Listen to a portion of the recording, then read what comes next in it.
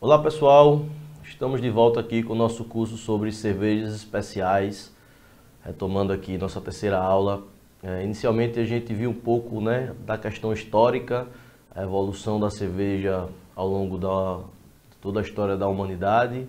Depois a gente viu os 4 ingredientes básicos que são necessários para fabricar uma cerveja. A gente falou um pouco sobre a água, um pouco sobre o malte, lembrando que a água é quase que mais ou menos 90% da cerveja. A gente viu que era o malte, que é justamente um grão de um cereal submetido a um processo de germinação induzida e controlada, que envolve aquelas 3 etapas de maceração, germinação e secagem, e que é na secagem que ele vai obter aquelas diversas torras e consequentemente diversos tipos de coloração e de aromas e sabores.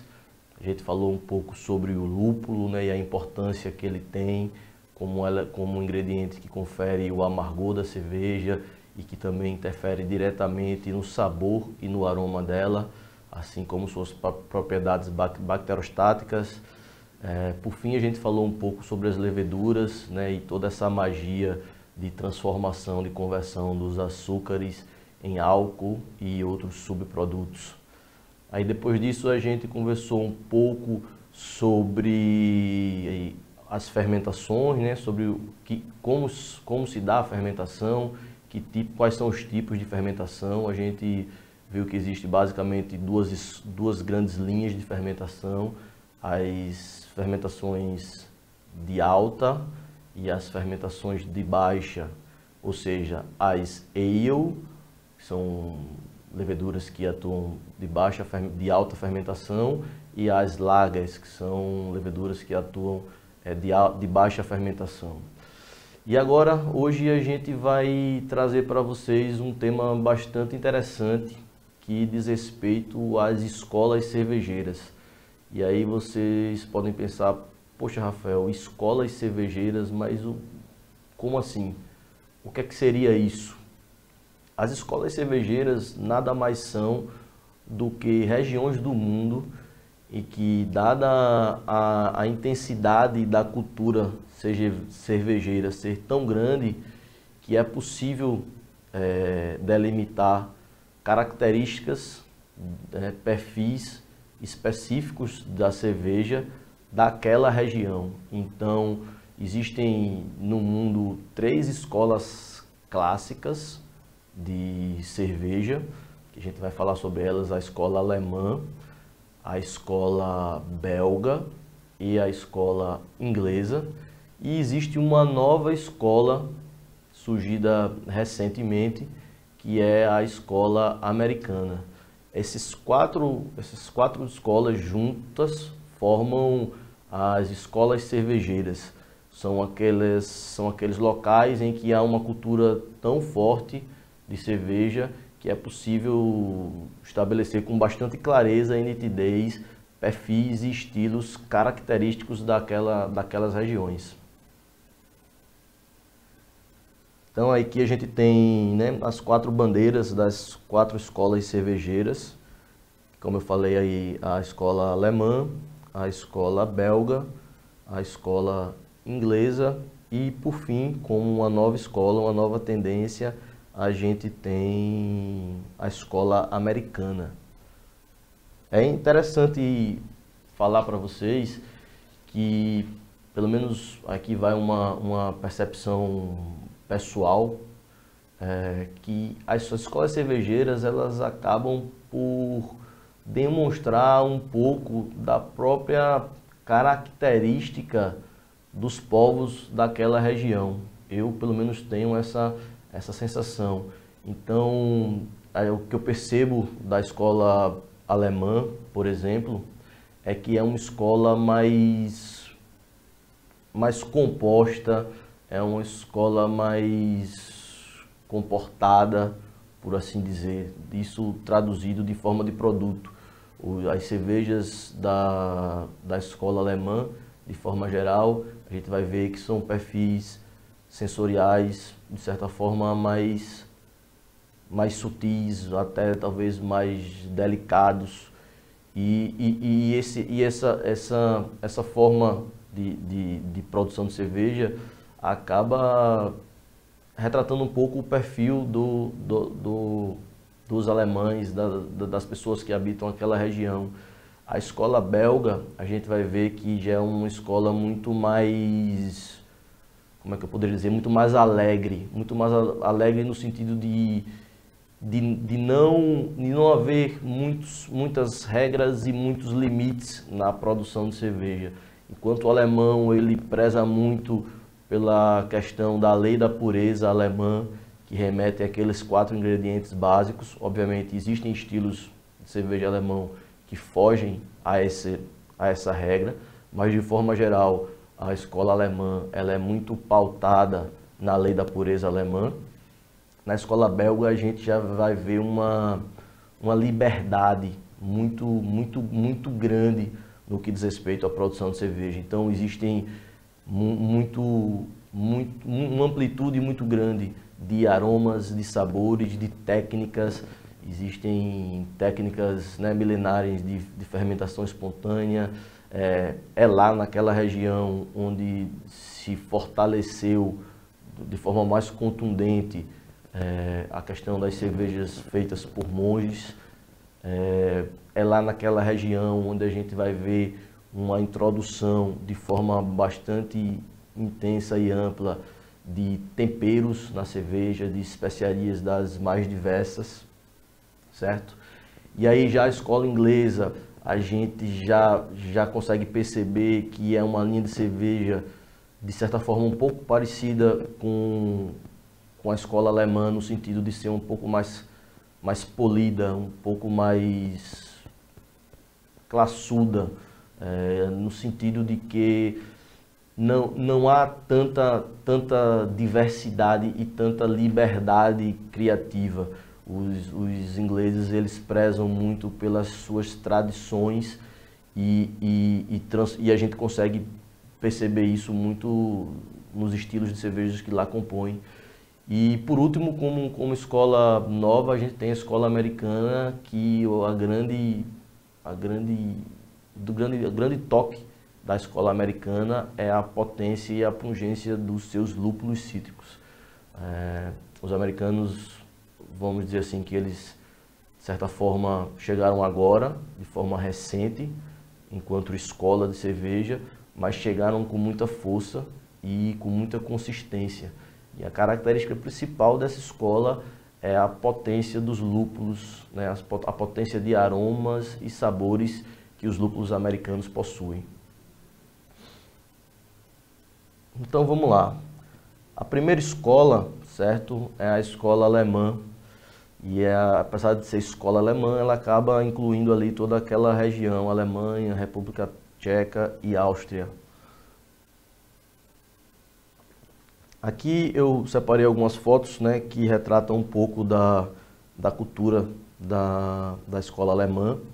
A gente vê aqui algumas fotos, né, do Oktoberfest, uma foto da linha de cervejas de trigo, que é muito comum lá na Alemanha, e também os copos de cervejas clássicos da Alemanha, que a gente vê mais abaixo aí, desde aquele copo mais clássico, mais tradicional de Weizenbier, que são as cervejas de trigo que ocupam, o copo ocupa todo o líquido que contém dentro da garrafa, e a gente vai ver o porquê disso um pouco mais à frente, até passando pelos copos das lagers e por fim chegando aqui nessa famosa bota que é bem tradicional e bem famosa lá.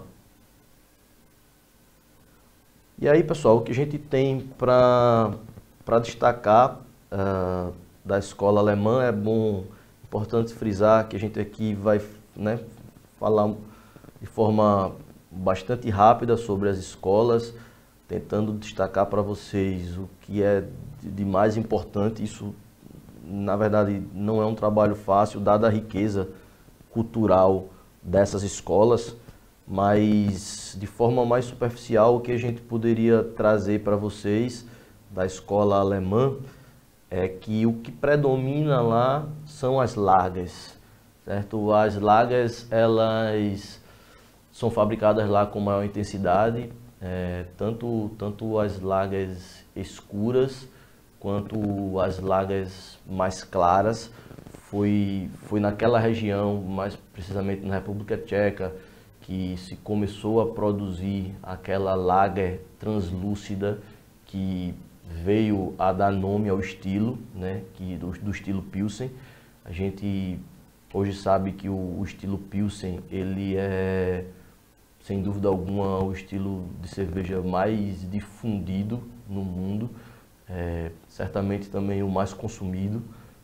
É importante a gente ressaltar que muitas das cervejas que a gente consome, que o público consome de forma geral, e que lá está escrito Pilsen, na verdade não é uma cerveja que tecnicamente está enquadrada dentro do estilo Pilsen, seria mais propriamente um American Lager, e a gente vai ver mais para frente como é que é o perfil sensorial dessa cerveja American Lager.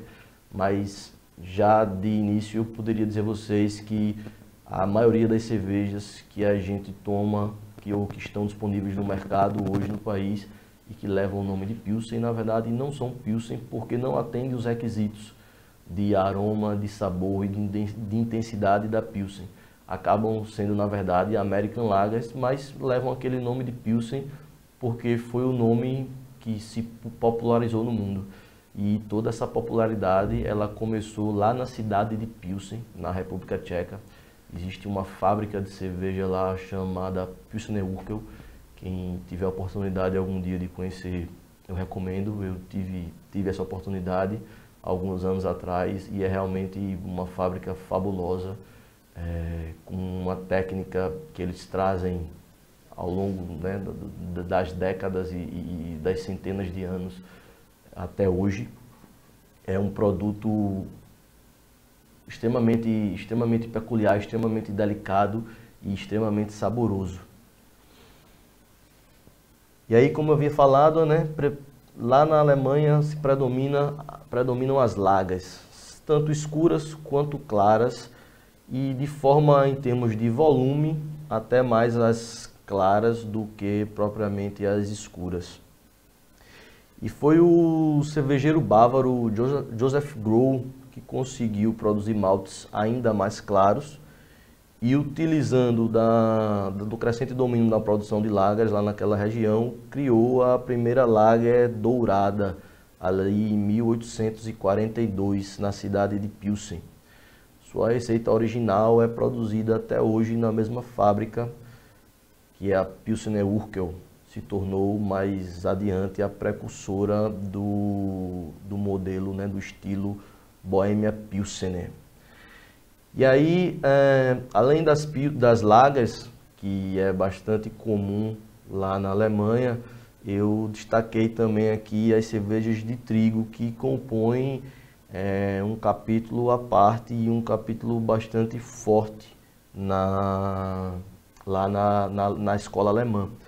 A cerveja de trigo, ela é conhecida lá como Weizenbier, certo? E ela tem basicamente essas quatro subestilos, vamos dizer assim.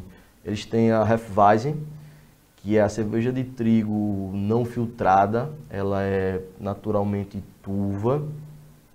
Eles têm a Kristallweizen, que seria uma Weizen já filtrada, já mais translúcida. Eles têm a Dunkelweiss, que seria uma Weiss com uma intensidade de maltes mais escuros, mais torrados. E eles têm, por fim, também a Weizenbock, que seria aí a versão mais forte e mais robusta dessa bebida. As cervejas de trigo, elas recentemente têm, quando eu falo recentemente, eu me refiro nos últimos 10 anos, tem, né, vamos dizer assim, chegado com mais contundência aqui no país. Já é relativamente fácil a gente encontrar nos restaurantes e até mesmo nos supermercados e nas grandes redes a cerveja de trigo. Ela é servida num copo bastante peculiar, num copo em que ele vai ter fatalmente deve ter a quantidade exata da garrafa. Então, como elas normalmente são vendidas em garrafas de 500 ml, a gente vai ter um copo de 500 ml. Isso se dá muito porque as propriedades sensoriais da cerveja de trigo, que é são aquelas notas de cravo, aquelas notas de banana, é muito proveniente da levedura que é utilizada nesse processo de fabricação de cerveja. Como a gente viu na aula anterior, é a mistura dos ingredientes que vai dar o resultado final da cerveja, e em determinados estilos vai se sobressair o malte, em determinados estilos vai se sobressair o lúpulo, em determinados estilos vai se sobressair a levedura, que é o fermento, em determinados estilos é o equilíbrio entre eles ou entre alguns deles que vai determinar o resultado final. Nas cervejas de trigo, o que dá o toque especial é essa levedura. Por isso a forma mais adequada de consumir a cerveja de trigo é consumindo ela por inteiro. A gente coloca toda a cerveja no copo, aquele finalzinho que fica ali, que é meio que uma sujeira, vamos dizer assim, que é aquela parte do fermento que sedimentou no fundo da garrafa, a gente mexe ela e coloca por cima, ela vem turvando toda a cerveja e aí ela acrescenta com mais intensidade esse perfil aromático tão característico das cervejas de trigos, que é essa questão das notas de cravo e banana, bastante presente, certo? Eu trouxe para vocês agora, a gente vai ver um pouco, um trechinho, um vídeo curto do Oktoberfest, que é a festa que sem dúvida nenhuma representa o ápice da cultura de cerveja na Alemanha. Não só na Alemanha, mas já é possível ver, né, versões do Oktoberfest ao redor do mundo inteiro, inclusive aqui no país, no sul, onde há uma cultura e uma colonização alemã mais intensa. Já existe, né, há bastante tempo essa festa. O Oktoberfest, talvez diferente do que muita gente imagina, é uma grande celebração de cultura propriamente dito e menos, vamos dizer assim, bagunça de festival. É algo onde eles de fato se reúnem para celebrar a cultura da cerveja na Alemanha. É uma festa bastante familiar, é uma festa que acontece num parque muito grande lá na cidade de Munique. Eles montam 7 tendas de cervejarias. Só é permitido participar desse evento as cervejarias que estão dentro do território da cidade de Munique. Então, são exatamente as 7 cervejarias de lá que montam suas tendas. É um parque aberto. Dentro desse parque existem parques propriamente dito de diversão, com roda gigante, com bate-bate, e é possível transitar por todo ele. E a gente vai ver agora o vídeo dentro de uma tenda de uma das tendas das cervejarias, para que vocês possam ter um pouco a ideia de como é a beleza desse festival. Quem ainda não teve a oportunidade de ir, eu recomendo vivamente também que vá, porque é um momento muito belo de celebração da cultura cervejeira. Vamos lá?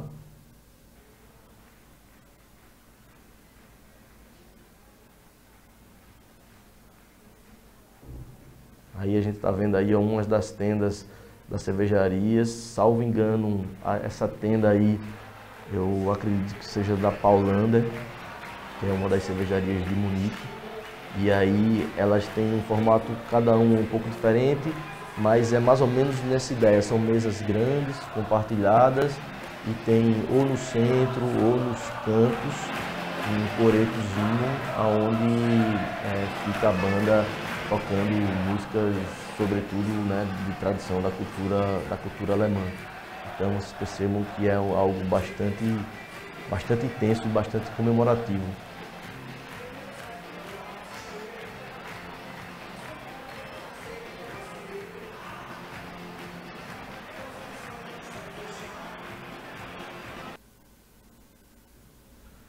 Certo, pessoal? Então, dando continuidade aqui, a gente vai falar com vocês agora um pouquinho sobre a escola belga. Enquanto que a escola alemã tem esse perfil muito de lager, em que a maioria das cervejas que são produzidas e consumidas lá são as lagers. Na Bélgica, na escola belga, já é mais comum a produção e o consumo de cervejas ale. Aqui a gente vê, né, algumas fotos, lembrando que a escola belga ela inclui Bélgica e França, também a Holanda. E aí a gente tem aqui as fotos dos monges, que são responsáveis por uma boa parte da produção de cerveja lá na Bélgica. A gente vê aqui, né, o modelo das taças que são comumente utilizadas lá pela escola belga. Aqui a gente vê um pouco abaixo, do lado esquerdo, um selo de autenticidade de um produto trapista. A gente vai falar agora um pouquinho sobre esse nicho dentro da escola belga. E aqui do canto direito superior a gente vê a diversidade de alguns rótulos da escola.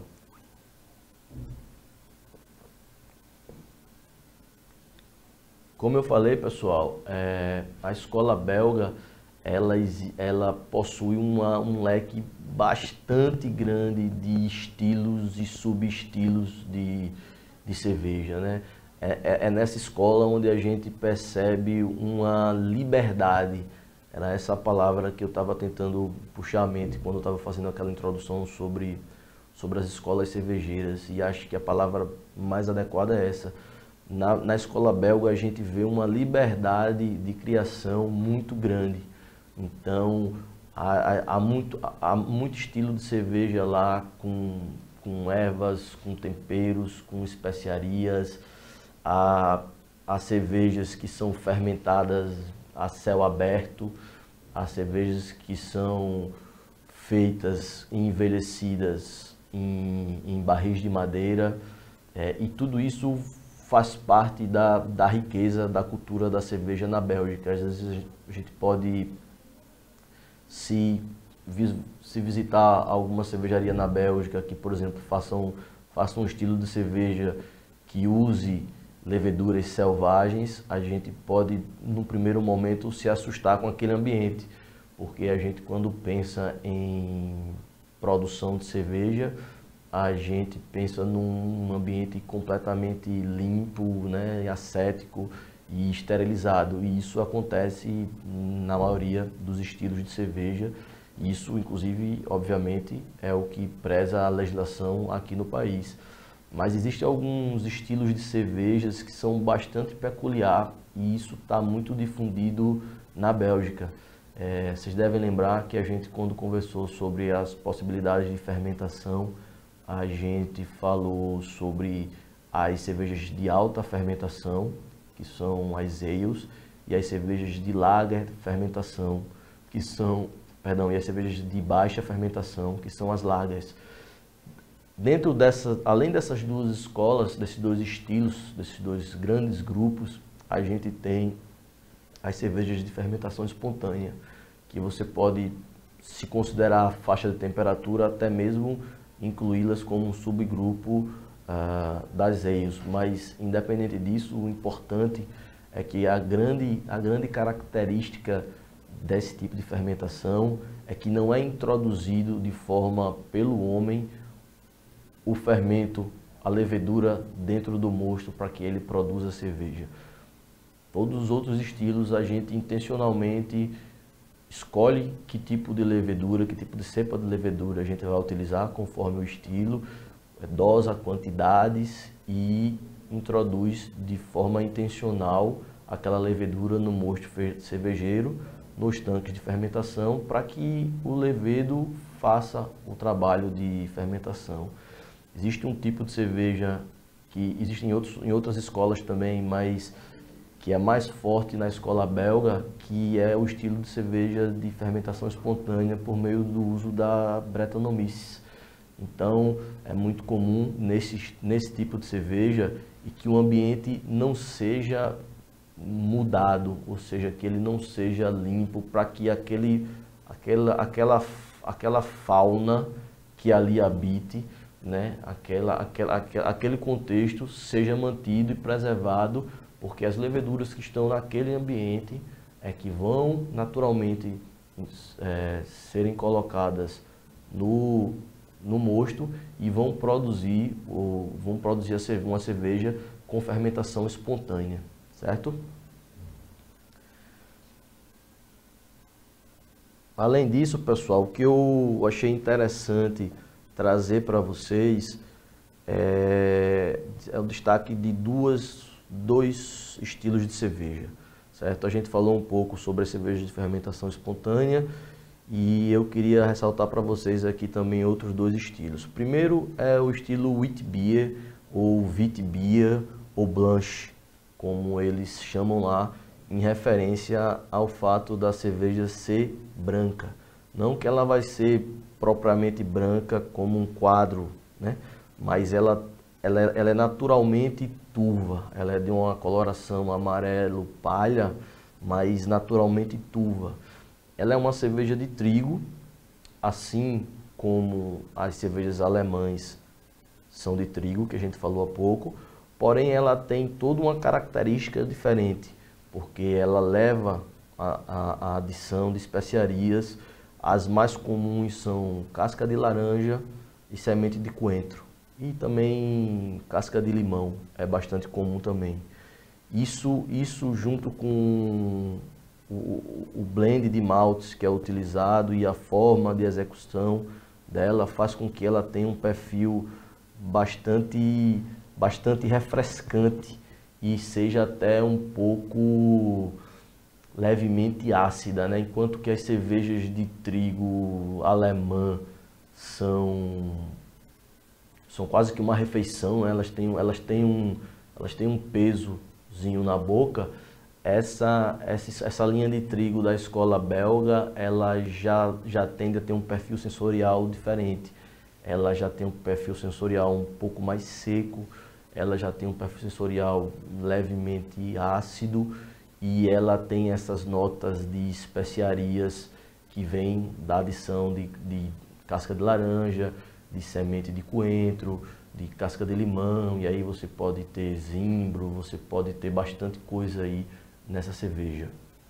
Um outro estilo de cerveja que eu achei importante trazer aqui para vocês é o estilo trapista. E o que seria o estilo trapista? O estilo trapista é, na verdade, a ordem dos cistercienses reformados da estrita observância. Isso é uma congregação, certo? Só para a gente fazer uma preliminar, é uma congregação de monges e que ao longo da sua caminhada ficaram conhecidos e famosos não só pela produção de cerveja, mas também pela produção de queijo. E aqui vale a gente lembrar e trazer um pouco do que a gente viu no começo lá da história da evolução da cerveja no mundo. E na primeira aula a gente viu que a cerveja, ela não só acompanha a história da civilização humana, como ela também, em muitas ocasiões da história, ela foi considerada alimento. E em muitos desses casos ela era produzida dentro dos monastérios, dentro da própria igreja, tudo de forma regrada, inclusive durante os jejuns que os monges passavam e ainda passam. Nessas ordens é permitido o consumo de líquido e a cerveja acaba sendo uma fonte de alimento para eles. Naturalmente, as cervejas que eles consomem de forma interna lá, acaba tendo uma graduação alcoólica mais baixa do que a gente está acostumado e também do que aquelas que são disponibilizadas para o comércio. E aí, essa escola, esse estilo de cerveja trapista, ele foi fundado na Abadia de La Trappe, na França. Importante a gente não confundir isso com a cerveja trapista La Trappe, que é produzida na Holanda. E entre os trapistas, a regra é a observação do preceito ora et labora, ou seja, orar e trabalhar, e a vida autossuficiente dentro das paredes do mosteiro. As cervejas de trapistas, de modo geral, elas apresentam um perfil aromático frutado, de alto teor alcoólico, de alta carbonatação e de paladar seco. Entre os estilos de cervejas trapistas estão as Belgian Blonde, as Belgian Double, as Belgian Triple e a mais forte delas, que é a Belgian Strong Ale. Hoje, pessoal, existem no mercado 11 cervejarias, 11 monastérios que detêm o selo de autenticidade trapista. É possível reproduzir do ponto de vista de receita uma receita que possa ser eventualmente enquadrada como trapista, mas essas cervejas elas não levam o nome de trapista e sim cervejas de abadia, porque o selo trapista ele é exclusivo dessa ordem. E hoje no mundo existem 11 cervejarias que detêm esse selo. A maioria dessas cervejarias está localizada na Bélgica, mas também existe na Holanda, existe na Itália e existe nos Estados Unidos. A gente vai ver agora um vídeo da cervejaria Roquefort, em que a gente vê um pouco como é que funciona essa produção de cervejas dentro do monastério. Vamos lá? Aí a gente vê a entrada da cervejaria, né, do monastério. Todo o processo ele é conduzido e elaborado, ou ao menos supervisionado pelos monges, certo?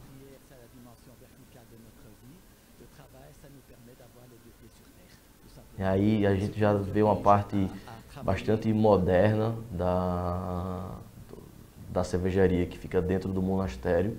Eles têm técnicas milenares, mas tem toda uma tecnologia hoje em dia por trás da produção dessas cervejas. Aí a gente vê as 3 cervejas deles ali, a Roquefort 6, a 8 e a 10. E aí a linha de invase deles. Esses equipamentos que a gente vê aí ao fundo são as tinas de cozimento e fervura. Aí novamente a linha de invase deles.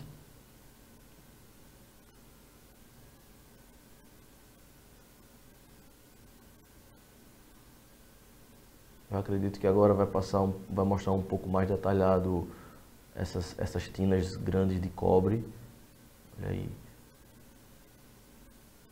Aí a gente tem a adição, né, dos cereais na parte superior, que já cai diretamente na tina de mostura, aí onde ele vai abrir agora, e aí onde é a primeira etapa do processo, que é o cozimento, onde a gente mistura a água e o malte.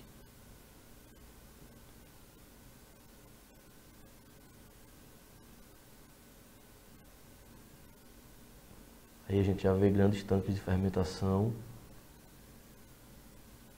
E o controle, né, que os monges possuem da sua técnica, que eles souberam preservar muito bem as receitas, mas a trazer isso para a nossa realidade do ponto de vista de segurança alimentar, de técnica de repetição de receita e de volume também.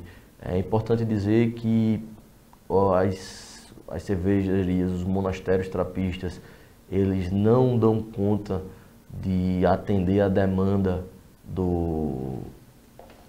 das pessoas, né, do mundo para consumir a cerveja, mas eles também não têm interesse em expandir o negócio deles de cerveja, porque o objetivo das cervejarias, dos monastérios, é mais voltada para a subsistência do próprio monastério do que necessariamente oferir lucro.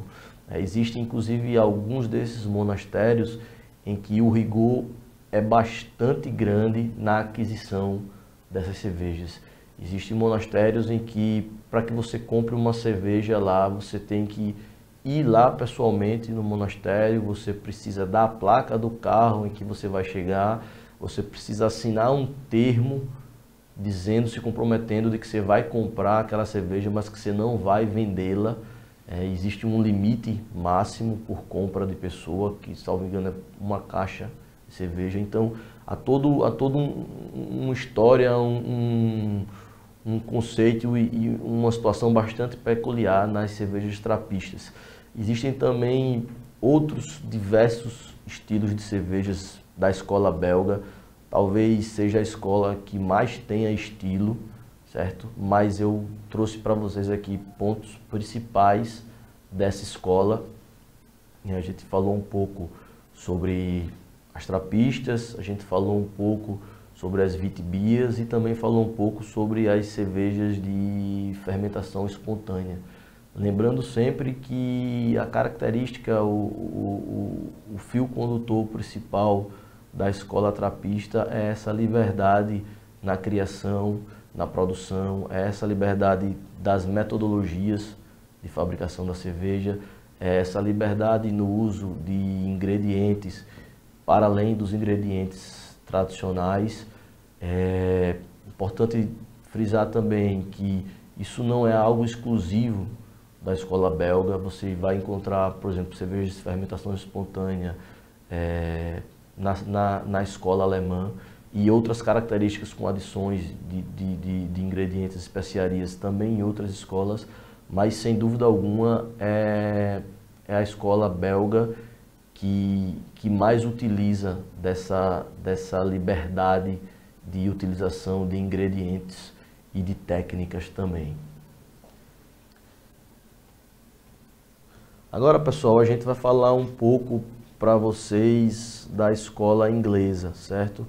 A escola inglesa, ela inclui tanto a Inglaterra quanto a Irlanda e a Escócia. Aqui eu trouxe algumas imagens para vocês.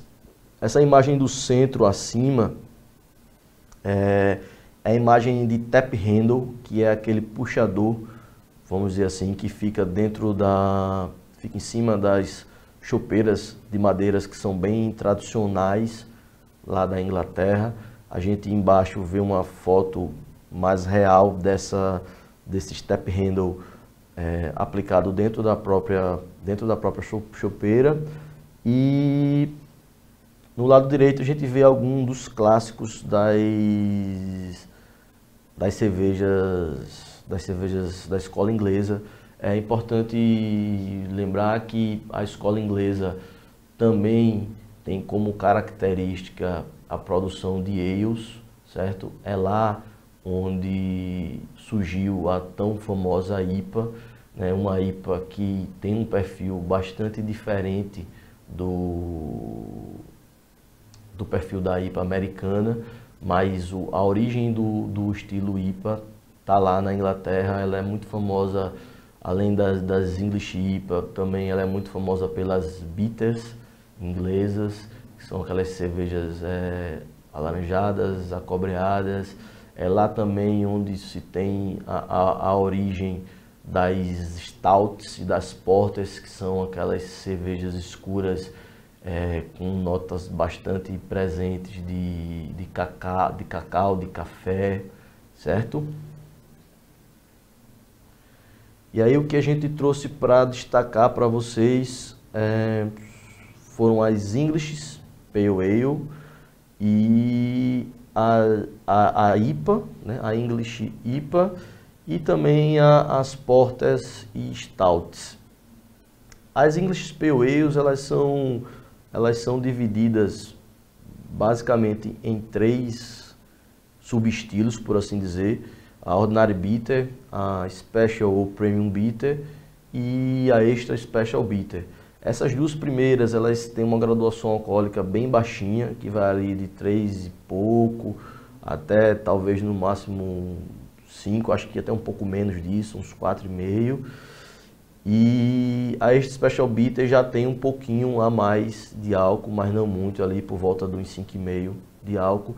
As 2 primeiras se caracterizam por serem cervejas mais leves, mais secas, e a Extra Special Bitter, né, seria a versão mais robusta desse estilo, um pouquinho mais de corpo e também com um pouquinho mais de álcool. Ela já tem, né, a grande característica dela seria essa mistura entre o dulçor do malte e o amargor do lúpulo, ali um malte com notas que vão lembrar nozes, balatoff, e com um perfil de lúpulo ali um pouco mais herbal ou também um pouco mais terroso. E aí uma historinha curiosa que vale a pena a gente trazer para vocês é a origem do estilo India Pale Ale. Esse estilo ele surgiu da necessidade de transportar cerveja da Inglaterra à Índia, que no século XVIII era colônia britânica. Afinal, lá na Índia era muito quente para que se conseguisse produzir cerveja por lá, e ainda não existiam tecnologias modernas de refrigeração. Então o que é que acontece? Primeiro que as cervejas elas sempre foi fonte de alimento para os exércitos. E naquela época, o pessoal chegando na Índia verificou que o clima não era propício à fabricação de cerveja, e também a cerveja que era produzida na Inglaterra, ela não suportava a viagem, o tempo de viagem até as Índias. Então a cerveja acabava chegando lá imprestável. E aí, como o lúpulo ele tem essa propriedade bacterostática, vocês devem lembrar que a gente, quando falou sobre ele, a gente viu que o lúpulo, dentre outras características, ele tem essa propriedade bacterostática, ou seja, ele impede a atuação de bactérias. Lembrando que ele não é bactericida, ele não elimina bactérias, mas ele é bacterostático, ele impede a propagação dessas bactérias. Isso faz com que a cerveja tenha um tempo de duração maior. Se a gente tem uma cerveja que ela tem uma baixa carga de lúpulo, ela, consequentemente, ela vai estar mais sujeita a perecer. Se a gente tem uma cerveja que tem uma alta carga de lúpulo, por essa propriedade bacterostática, ela tem a tendência a ter uma duração, o que a gente chama de shelf life, maior. Então, o que os ingleses perceberam é que, aumentando a dosagem do lúpulo nas tradicionais pale ales inglesas, ela teria uma capacidade de resistir à viagem, porque embora não se conseguisse ainda, por não dominar técnicas de refrigeração, produzir cerveja na Índia, mas era possível fazer com que a cerveja, ao menos, ela chegasse até a Índia vindo da Inglaterra. Então, nas pale ales tradicionais inglesas foi adicionada uma carga extra de lúpulo para que ela conseguisse aguentar toda a viagem até a Índia. Daí a origem do nome do termo India Pale Ale e o porquê desse estilo ser tão lupulado, ou seja, ser tão mais amargo, já que, como a gente viu também, o lúpulo ele é o ingrediente responsável por conferir o amargor da cerveja. E aí um outro estilo que é bastante comum lá na Inglaterra são as Porters e as Stouts, né?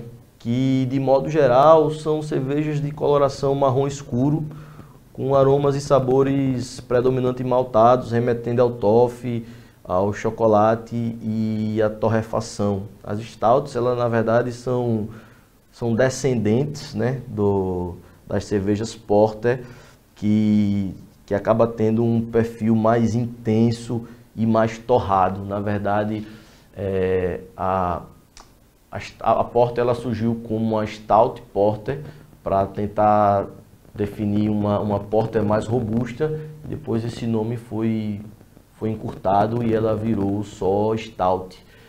A gente vai mostrar para vocês agora um vídeo bem bacana que fala sobre os pubs na Inglaterra. Eu achei interessante trazer esse vídeo porque o pub lá na Inglaterra é de uma cultura muito forte. E ele é, de certa forma, diferente do que a gente está acostumado a ver aqui no Brasil de forma mais comum quando se fala em pub. Então eu trouxe um videozinho, esse vídeo é em português, vocês vão poder acompanhar o áudio dele. É uma matéria que saiu na ESPN Brasil e vamos lá. O pub inglês é o equivalente de um boteco brasileiro. Tradicionalmente não serve comida requintada, mas sim um fish and chips por cerca de R$15. As coisas estão mudando, mas num pub típico ainda não entra criança nem cachorro, como diz na porta do The Constitution em Camden Town, no norte de Londres. Este é um local pub, o botequim da esquina, frequentado por pessoas da redondeza que passam ali a qualquer hora para ler o jornal, conversar e, claro, tomar o sagrado pint. Seja de cerveja lager ou ale, as cervejas encorpadas de alta fermentação. E o barman, Steve, que trabalha ali há 10 anos, lembra que no verão as cidras às vezes vendem mais do que cerveja. Cidra de maçã ou de pera, de preferência consumida no Beer Garden, Jardim dos Fundos, caprichosamente cuidado pela dona Wendy. Se o sol decide dar as caras, é ali que os fregueses passam a tarde. O espaço exterior ganhou importância na Inglaterra com as novas leis impedindo fumar dentro dos bares. Mas você sempre tem que voltar ao bar para comprar bebida. Em pubs não existe serviço de mesa. Na área interior, o pub inglês é geralmente meio escuro, quase tudo feito de madeira. Para a diversão, o essencial são os dardos, a maquininha de apostas e a mesa de bilhar. Do lado de fora, sempre balança uma placa com um desenho ilustrando o nome do pub. Tradição e obrigação de uma época em que a maior parte da população não sabia ler.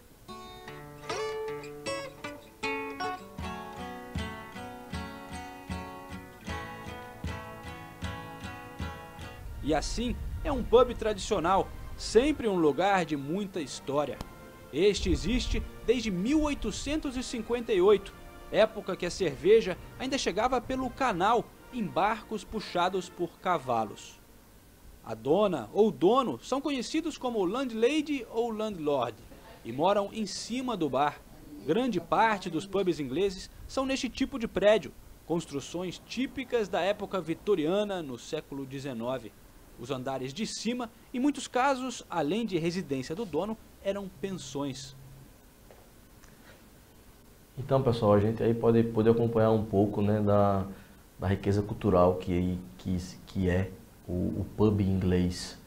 E agora, finalizando o tema das escolas cervejeiras, a gente passa agora a conversar um pouco sobre a escola americana, que é a nova escola de cerveja no mundo. A gente viu as 3 escolas tradicionais de cerveja e a gente vamos ver agora um pouco sobre a escola americana. A escola americana ela está ligada aos Estados Unidos, certo? E como eu falei, a grande característica dessa escola é a potência do lúpulo e a forma como os americanos têm utilizado esse ingrediente, explorando de forma bastante consistente todo o potencial dele.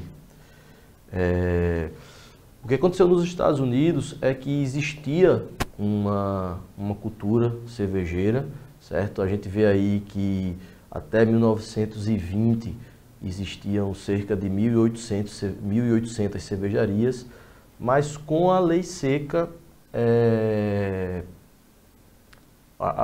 as microcervejarias praticamente foram banidas do país, né? A gente vê aí em 1933 despencou de 1.800 para apenas 60 cervejarias. E aí, desde então, houve uma retomada, né, dos americanos por recuperar sua tradição cervejeira. E desde 1960, os cervejeiros caseiros começaram um movimento que se espalhou pelo país inteiro, e hoje é uma febre lá, o chamado homebrew, que é o ato de se fabricar cerveja em casa, certo? Depois esse movimento passou a ser conhecido como craft brewing, e hoje já tem algo em torno de 1.300 cervejarias em operação, mas o que a gente vê é que ainda não chegou nem perto da quantidade de cervejarias que existiam ali antes da lei seca. E aí eu trouxe como estilo de cerveja americano mais importante a American Pale Ale, que juntamente com a India Pale Ale, na versão americana, são sem dúvida nenhuma os estilos de cervejas mais famosos dessa escola, certo? A American Pale Ale ela é um estilo de cerveja pale, desenvolvida nos Estados Unidos ali por volta da década de 80. Ela tem normalmente em torno de 5% de álcool e quantidades significativas de lúpulo americano, não só o Cascade, como vários outros. E a India Pale Ale seria justamente a versão mais amarga, com intensidade maior de lúpulo. Não só com uma quantidade mais amarga, mas consequentemente com uma potência de aroma e sabores bastante interessante. O que a gente pode verificar é que a grande característica, como eu falei, da escola americana é a potência dos seus lúpulos, é o aroma e o sabor que é conferido a elas, certo? Eu trouxe aqui agora para a gente finalizar um trechinho da entrevista do Garrett Oliver quando ele esteve aqui no Brasil. É uma entrevista que está em inglês, mas tem a legenda em português. O Garrett Oliver, como eu falei na nossa primeira aula, é um dos revolucionários da cerveja artesanal lá nos Estados Unidos. Eu recomendo a vocês que procurem saber um pouco mais sobre o trabalho dele e da cervejaria Brooklyn. Bom, pessoal, e por hoje é só. A gente pôde conversar sobre as escolas cervejeiras. Foi um prazer estar com vocês e na próxima aula a gente vai entrar propriamente na parte produtiva da fabricação de cerveja. Até lá!